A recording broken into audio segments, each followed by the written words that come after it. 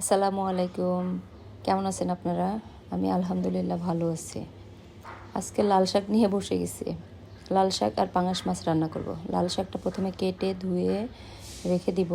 তারপর কড়াইয়ে একটু তেল দিব। তেলটা গরম হলে একটু পেঁয়াজ দিয়ে দিব। পেঁয়াজটাকে লাল লাল করে ভাজা পর্যন্ত ভাজতে থাকব। যখন দেখব একটু ব্রাউন কালার হয়ে গেছে, তখন একটু পানি দিব, সামান্য একটু পানি দিব। তাতে আধা চামচের একটু বেশি লবণ দিব, 1 চামচ হলুদ দিব, 1 চামচ মরিচের গুঁড়া, তারপরে ধনিয়ার গুঁড়া, জিরার গুঁড়া, সাথে একটু আদা রসুনও দিয়ে দিব। দিয়ে মশলাটাকে ভালো মতো কষাবো। বেশি কিছু লাগে না, রান্নার বেসিকটা জানা থাকলে আসলে অনেক বেশি সময় লাগে না রান্না করতে। ওই শুরুটাই যা একটু কষ্ট, রান্নাঘরে আসার আগেই যতটুকু কষ্ট, এর বেশি আর কষ্ট লাগে না। মশলাটা কষানো হয়ে গেলে পাঙাশ মাছ দিয়ে দিব। পাঙাশ মাছটাকে খুব ভালো মতো কষাবো, তা না হলে পাঙাশ মাছের একটা গন্ধ থাকে, যত ভালো করেই ধুই না কেন একটা গন্ধ থাকবেই।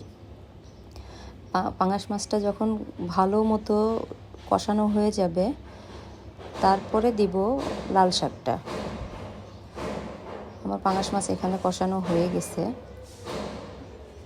এখন একটু অপেক্ষা করব, তারপর লাল শাকটা দিয়ে দিব। লাল শাকটা দিয়ে অপেক্ষা করব, তা না হলে লাল শাক আমার সাইড দিয়ে পড়তে থাকবে। একটু কমে যাওয়া পর্যন্ত অপেক্ষা করব। লাল শাকটা দিয়ে তারপরে ঢেকে দিব, আস্তে ধীরে নেড়ে চেড়ে ফুটিয়ে নিব। লাল শাক তো বেশিক্ষণ সিদ্ধ করতে হয় না, এমনি সিদ্ধ হয়ে যায় শাকগুলা। হয়ে গেছে প্রায়। এটা হচ্ছে ফাইনাল লুক। খুবই মজার, বাসায় ট্রাই করে দেখতে পারেন।